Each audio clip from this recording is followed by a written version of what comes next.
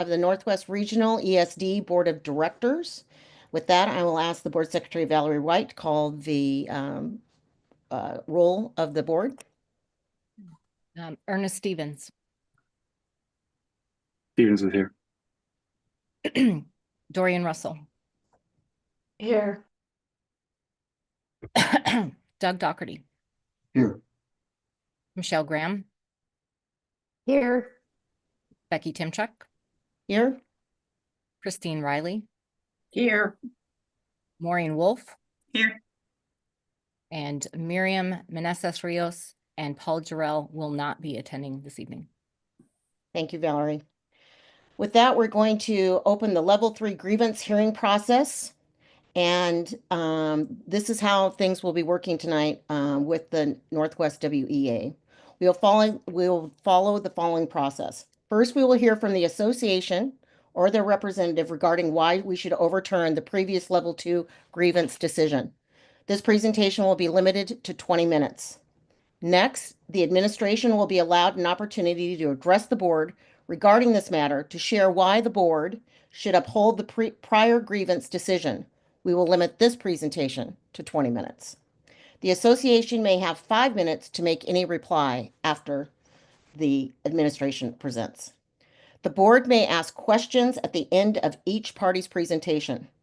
There will be no cross-examination allowed by either party at this hearing. I will ask Valerie White, the board secretary, to keep time for the board. The board will then dismiss all parties to consult with legal counsel in an executive session. Finally, the board will open up a public meeting to render a decision using the board's normal process of taking action. The board will direct legal counsel to draft a determination reflecting the board's decision within 5 working days of a decision being rendered. I believe this covers all the points that are necessary to begin the review process of the hearing. Is the association ready to proceed? Yes. The floor is yours. All right. Good evening, everyone.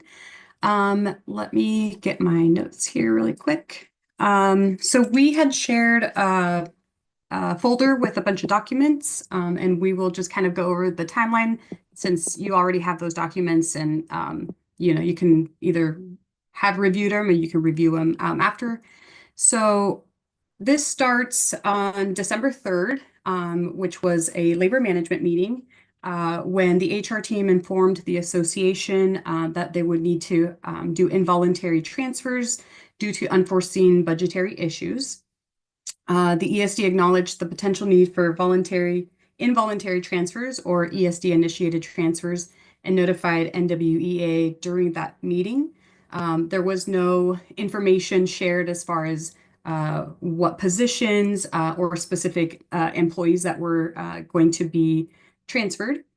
And then, so that was December 3rd, December 5th, Stacy Rager, the executive director of early learning, sent an email out to the ECSC employees addressing the budget constraints. And she shared that they will need to have the 4 open positions closed and reassigning up to 4 employees across county lines with notifications by December 19th and the reassignments effective January 6th. Also, just to note, December 19th was the day, the last day before winter break. Just January 6th was the first day back from winter break, just to give a little context.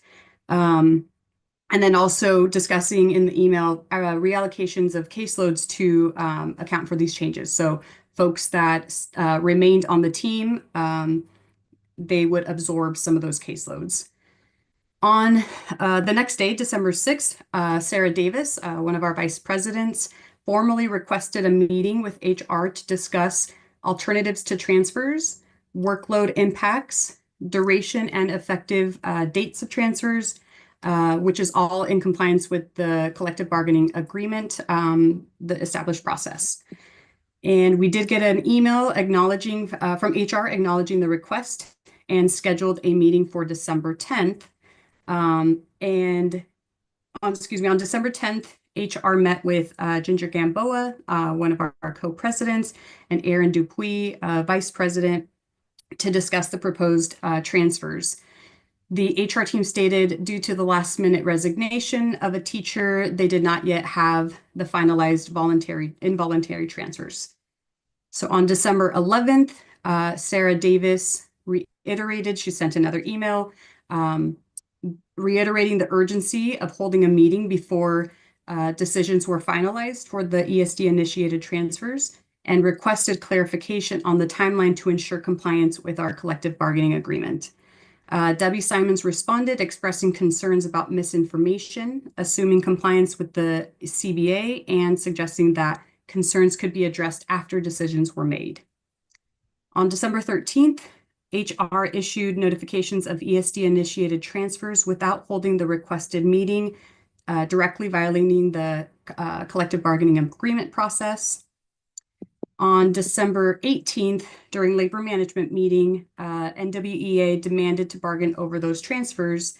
Debbie Simon stated that bargaining was not required, but offered to meet during winter break or on January 6th.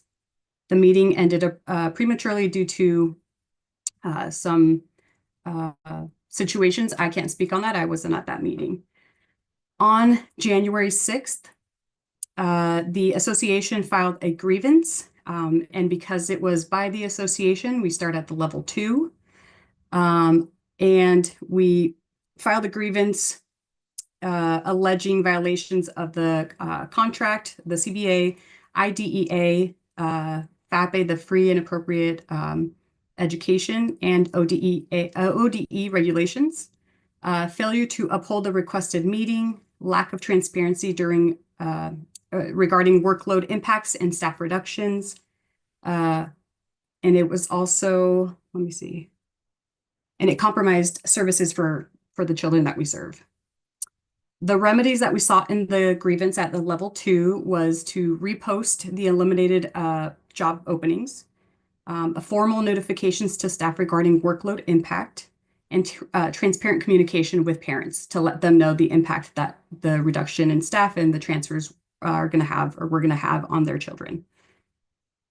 On January 10th, we received a grievance denial from Debbie Simons, who claimed the meeting request was not applicable based on her interpretation of the Article 20, Section E2C, which is the section that states that the association has a right to request a meeting. I would also like to note that it was a conflict of interest for Debbie Simons to review the grievance, since she is listed in the grievance. She is named in the grievance. And I think it would have been more appropriate for the superintendent to review that grievance. On January 17th, Sarah Davis proposed a follow-up meeting to address ongoing concerns, including workload equity, staff support in Columbia County and Tillamook County, and improved communication between NWEA and the Northwest Regional ESD. We also emphasized collaboration to prevent the grievance from escalating to a level 3. We did not get to that point because we were getting close, coming up close to the deadlines to submit the grievance based on the contract. And so we ultimately resulted in submitting a level 3 grievance. Sarah, is there anything else that we maybe I think missed? so. I mean, it just, Debbie's direct denial of the grievance was because we did not request a meeting to be held to discuss how the transfers would impact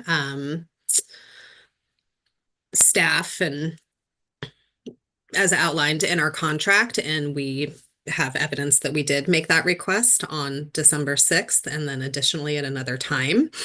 So we are just really feel like we should have the opportunity to have a meeting with the HR department when we're discussing transferring people to make sure that workloads are equitable. We currently have staff in our licensed teams that have upwards of 78 children on their caseloads, which is extremely high. Most of us average 20 to 30. The positions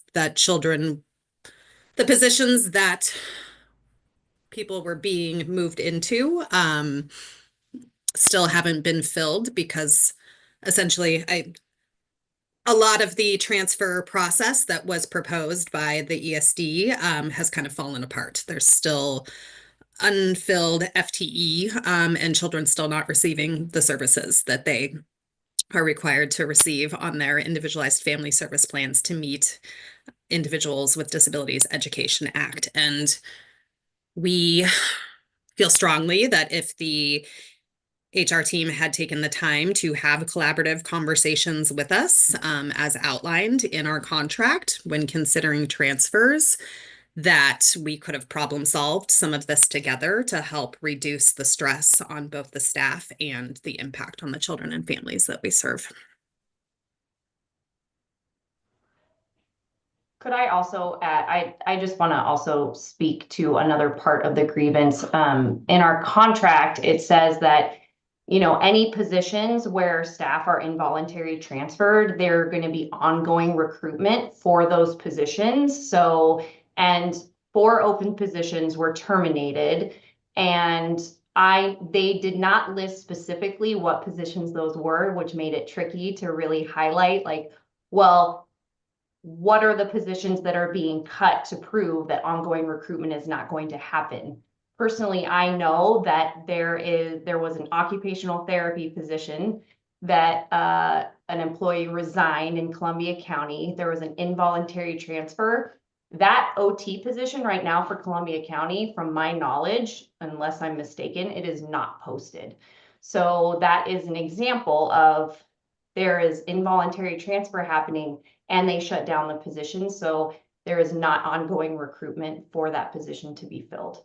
But it is very difficult to determine without knowing the exact positions that were taken down to verify what other positions are not having ongoing recruitment.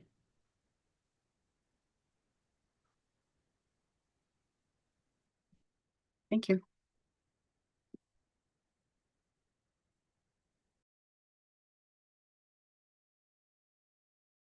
I think you're muted, Becky. Apologies. So is the association done with making their presentation? Yes. All right, Think thank so. you. Mhm. All right. Oh, I'm so sorry. Daniel, did you have anything? You know, I just and I haven't met some of you before. It's so nice to meet you. I wish it was under better circumstances, and I'm an OEA representative. You know, I hope that we can resolve this tonight, and that you'll reconsider the district's position, because it's really a lost opportunity for a win-win. We all know there are better outcomes when the frontline educators serving children have a voice in problem solving, and what the union's demand to bargain over these issues were so that they could ensure there was a clear plan that was safe for children, safe for staff, and an equitable distribution of the shift of caseload, and that shifting caseload was also sustainable, safe, um, and equitable. And then also there was a demand to bargain over the changing working conditions or increased in workload. And it's just it's a lost opportunity that they were denied the grievance so far, and we hope that you reconsider, because it's a real win-win to bargain over these and have these experts, frontline educators, have a voice in bargaining, you know, something that's going to work for students, for children, and for staff. So thank you for considering the grievance and as we go through this process. All right. So with that, we will open it up to the administration. Is the administration ready to present? Yes, Madam Chair. Thank you, other members of the board and for the association for their presentation. The district is ready to start on the clock, and we'll turn it over to our Chief Human Resources Officer, Debbie Simons, to make our case. Good evening, Board of Directors. A great deal of information has been shared with you ahead of tonight's hearing. And tonight is really only about one thing. Did the ESD follow the collective bargaining agreement in making ESD initiated transfers at the beginning of January? And the answer is yes, it did. Article 20 outlines the information on when and if ESD initiated transfers are necessary. Those transfers may be required for the following reasons: program reconfiguration, staff alignment, changes in enrollment, and program requests from local school districts. In late fall of this year, ODE communicated to EIECSE contractors across the state that their estimate of the amount of federal funds for the program was not coming to fruition. For Northwest Regional ESD, this meant that we would be receiving hundreds of thousands of dollars less than we had budgeted, based on the prior estimates that we had received. This required program reconfiguration and necessary transferring of a few of our licensed employees. According to the contract language, ESD-initiated transfers may be full or partial transfers, and they may be temporary or permanent. In this instance, all the transfers are temporary until the end of the year. Steps for the process are laid out in the contract as follows. It will notify the association president. This was done on 2 occasions. First, on December 3rd, the day that Human Resources learned transfers would be necessary, and then again in writing on December 13th. The ESD will meet with the association upon request to consider a number of things. That meeting took place on December 13th, and 5 representatives of the association were invited. 3 did not attend. Northwest Education Association representatives that did attend were Ginger Gamboa and Aaron Dupuis. At this meeting, the association was asked what the ESD was missing in the process or if there was anything else for us to consider regarding the transfers. No requests were made at that meeting, and no additional suggestions were made at that meeting. Notice of an ESD transfer will be given to the association president and affected member as soon as possible. This was accomplished in person by HR directors Helfer and Dalby on December 16th. The transfer will only be completed after a meeting between the member and association representative, the supervisor, and the chief human resources officer designee, at which time the member would be notified of the reason for the transfer. Those meetings were held on December 17th and December 19th. Members being transferred will be informed of all appropriate vacancies known at the time the transfer discussion is occurring. There were no vacancies available to share with those being transferred. No member will be transferred to a position outside of the member's licensure area. No transfer was made outside of licensure. Across county transfers, any member who has been subject to an ESD-initiated transfer across county lines in the past 5 years will not be subject to another such ESD-initiated transfer. The ESD honored the contract language and put it explicitly in writing, as the board can see in the ESD's attachments that you received ahead of tonight's hearing. Finally, in the event of an ESD-initiated transfer is necessary due to staffing shortages after the start of the school year, the transfer shall be considered temporary for a period ending not later than the end of the school year. Also, the ESD will continue recruitment efforts for the transferred positions. These criteria were both met as evidenced in Exhibit 8 from the ESD, which includes the transfer letters to staff communicating the transfers were temporary, and Exhibit 9's board personnel report demonstrating that the ESD continued recruiting for the positions in Columbia County. As noted at the beginning of the ESD's presentation of facts, the grievance hearing is about a single issue: whether the ESD followed the contract. The ESD did, and asked that the board uphold the previous grievance decision. Thank you.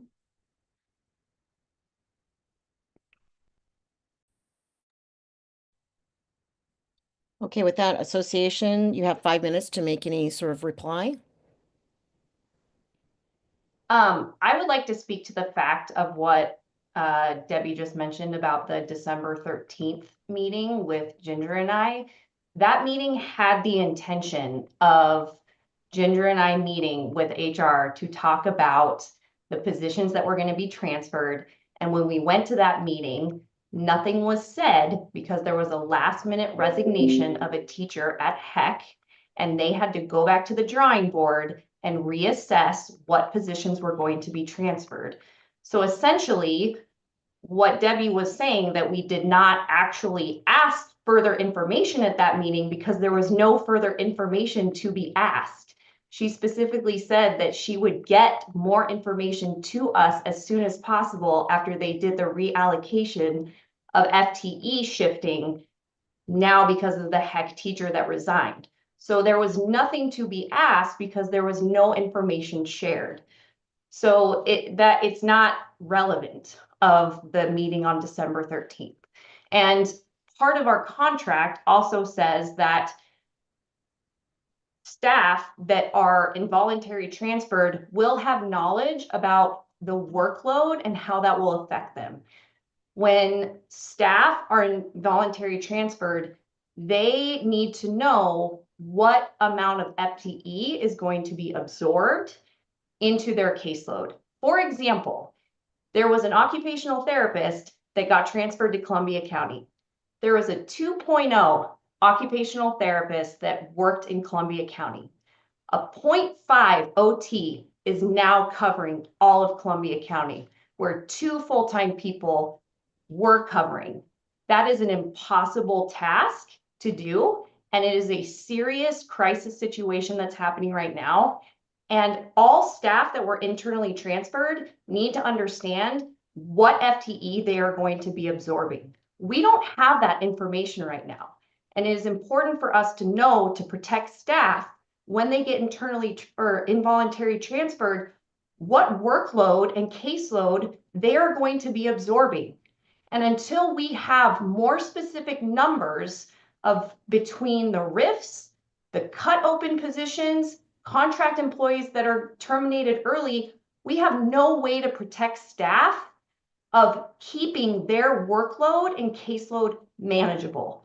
And it is really essential that we have those numbers so we protect staff workload and also ensure they're getting their prep time, their lunch time, their break time in accordance to our CBA, and also fulfill their essential job duties.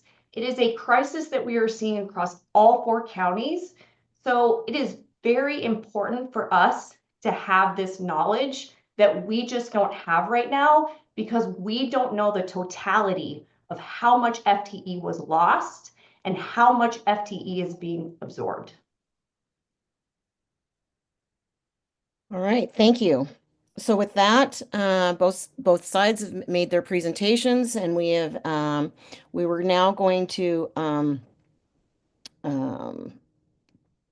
ask if there are any questions from the board. All right, no, I guess I'm sorry, I got that wrong. I think now yes, so now, any questions from the board? So I saw Dorian, your hand was up, and then after that, Maureen, did I see your hand? No, okay. So Dorian, the floor is yours. Thank you. Actually have a comment, if that's okay, Becky. I just want to briefly acknowledge that we live in a nation and a state that does not adequately resource education systems. I want to underscore that the board, the administration, and unionized staff all deeply care about outcomes for children, and in particular, the most marginalized children and children with disabilities. And I just want to acknowledge that the federal regime that's in power right now is dismantling our education systems, and we are not adequately resourced. If we lived in a reality where we used the extreme amount of wealth that this nation has to adequately fund systems that provide core services for our children, we wouldn't be here. I know that everyone that has spoken tonight cares deeply about children, cares deeply about outcomes. I just want to express a lot of gratitude, again, for the board, for administration, for unionized staff. We have shared values, we have shared goals. I see a lot of root causes surrounding today's conversation, surrounding many conversations we've had previously. And I just want to call attention that everyone in this room is doing a tremendous amount of work to try to change the status quo. And I just want to take a moment to take a deep breath and say, we're on the same team. And I deeply appreciate that we're having this conversation. Thank you, staff, for continuing to converse with us, be in partnership. Again, I just want to start off, set the tone that we have gratitude and we have shared values before the board goes to deliberate. Again, that's more of a comment than it is a question, but I just wanted to start off in that way and say thank you to everyone who has shown up tonight. We'll take our deliberations seriously. And again, we are all operating in a system where we have seen targeted attacks against education, against our values, against our systems. And I just want to acknowledge that we are all feeling that in a diversity of different ways. And it's never been harder to be a decision maker in education, and it's never been harder to be an educator. So just want to set the tone with gratitude first by acknowledging that. Thanks, Becky. Or Chair Timchuk. Thank you for your comments. Any other board member have question? I have a quick question for the administration. It seems to me that the biggest date that is in question I appreciate both sides giving us such detailed information that we were able to go over at our own pace and take notes and compare. So thank you very much for putting that all together for us. So my question that I had starred is that December 13th meeting, where there were 5 and 2 were able to make it.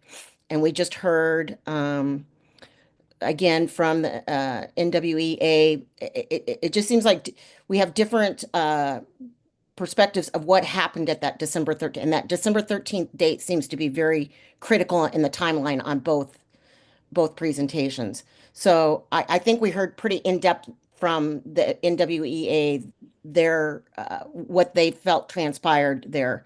Could the administration please share a little bit more in depth what they felt happened at that December 13th meeting? Sure. At that meeting, and again, the board has a couple of things in the packet that was provided ahead of time. You have the calendar invite that was there.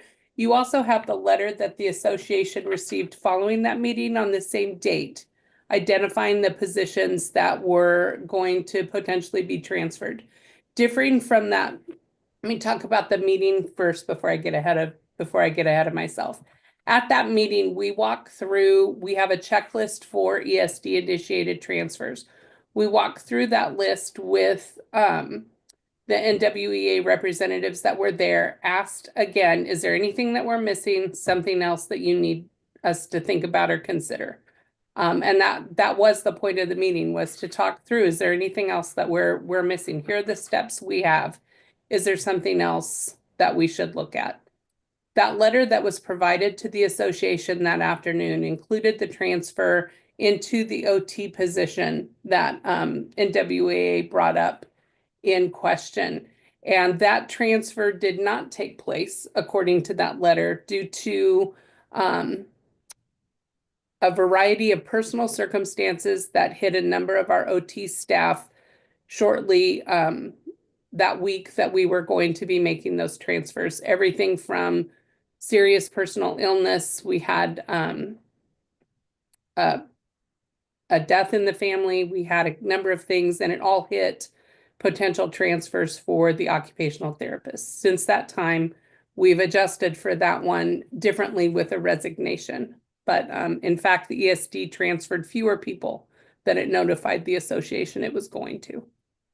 But that 13th meeting, that checklist that's in the board's packet was shared with NWEA. They were asked if there was anything we were missing and if there was anything else they wanted us to consider. And there were no additions to that meeting. Right. So with that, Ernest.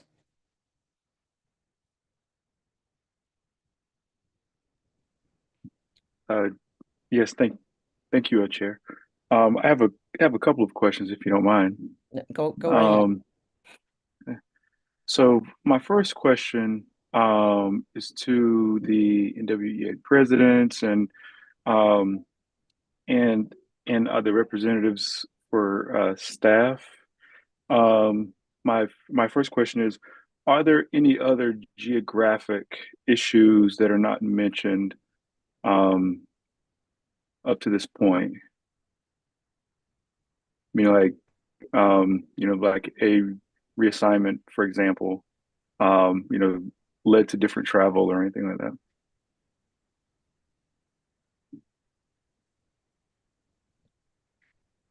I don't know if, Is this Mr. Odell? Do you have your hand up to answer Oh, the yes, question or? yes, but I don't want to interrupt. no, go ahead, Daniel. I believe that yes, that there was somebody that was took a bid job posting for that was a site specific, but then because of transfers was told, well, actually now you're in two different sites, and so again, we just didn't have an opportunity to bargain over that of like, okay, is this sustainable? Is it safe? What about the travel time, lost lunches or lost preps? I believe that was actually a student teacher still. So it seemed like they were really in a difficult spot, already kind of being in that kind of stressful transition early career. And I believe the 13th, the other kind of spatial thing was that we didn't have that information. We weren't told a certain, here are the names of the people, one who will be reassigned, and we weren't shared with any proposal of here are the people who are going to have increased caseload, how many students, where, and at what time frame. So that's a big part of what Northwest Education wanted to collaboratively problem solve and plan for together, and have a voice in that to make sure that, okay, where's this caseload going? We don't want any students to slip through the cracks and not get services. And we want to make sure that, it's a caseload that's equitable so that they are able to get the services and that staff are safe. And if I was teaching a 1.0 FTE and suddenly I'm teaching a 1.3 FTE caseload, well, we want to negotiate over that as well. So I think we didn't, there was not a proposal of those details of who and when and how many students. And so that's what the grievance is really about, that the association wants to bargain over those things. That's part of the remedy that's being sought, just part of it. But I think that does go to your very keen question, sir, about the you know, how does this affect site specific or county or, and again, we couldn't bargain at that. We tried to bargain, but we weren't even given the information of who and where and what. So it was more of a, we've made a decision without you. Here's what we decided. Now we'll justify it. But the association had repeatedly requested, oh, we want to bargain over this, the distribution, including geographical distribution, and then also, all these other issues and concerns about safety and equity and sustainability. Great question. Ernest, did you have another question? Yes, Chair, I do. Thank you. My second question is for the administration. Can you tell me a little more about the rubric of things that you use for consideration in these matters? You mean, Board Member Stevens, how we determine who and which positions may be moving? It Yes, depends. yes. It depends a little bit on the situation. For example, last year when we had the RIF, there's a criteria that goes with that. In this instance, we took a look at caseloads in Washington County, as that is where the staff we were transferring were coming from. Columbia County, I'm sure the board is aware, has always been a challenge to staff. It continues to be a challenge to staff. We've been working on some different staffing solutions for that county. And essentially what we did was we took a look. There were some in the for example, to give you an example, at Beck, the Beaverton Early Childhood Center, there was a classroom being collapsed due to lack of enrollment. And that person then that position would have been available to move. It happened to be someone we checked seniority, happened to be not our most senior teacher that we would be moving. So we take a consideration and look at seniority. We take a look at skill as well. Our early childhood providers provide education in a variety of environments, both program at the service center, but also out in the community. Some people are really strong in serving our community preschools and providers. Other people are really good having the programs and the different sessions on site. In this instance, based on feedback from administrators, one of the folks whose classes was being collapsed was more suited for a community classroom than a program placement. So that was an individual that was identified for transfer. And then very similar circumstances with the other.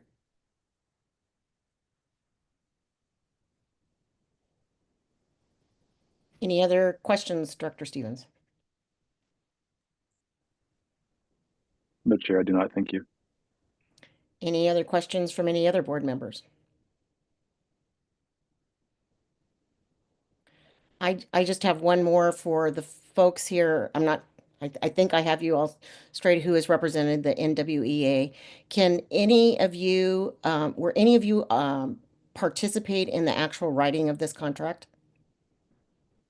Yes, Yes. I think there's at least 3 of us. Ginger? Yeah. Yes. And you were, you participated in the writing of Article 20? Yes. Yes, we were on the bargaining team. Mhm. Okay. All right, thank you. All right, any other questions? All right, with that, I think we will be adjourning this special session, and the board will be participating in an executive session, and we will be returning to a special session for our deliberation. So thank you so much.